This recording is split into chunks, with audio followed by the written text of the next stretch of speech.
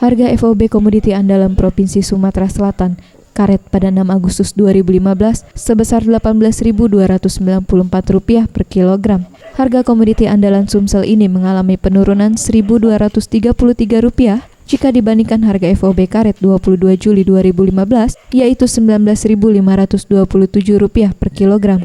Menurut Ketua Gapkindo Sumsel, Alex Kaedi yang dihubungi via telepon mengatakan, penurunan harga FOB karet Sumsel disebabkan 3 faktor dominan, yaitu negara pemakai karet sedang mengalami kesulitan ekonomi, bertambahnya jumlah negara penghasil karet, dan harga minyak dunia yang turun.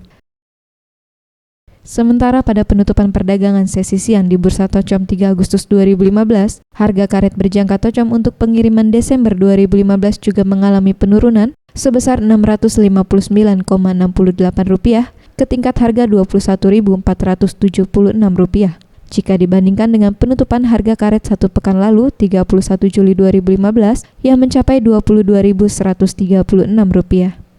Nira Laras Ayu, Gusti Putu Sumertayasa, Sriwijaya TV.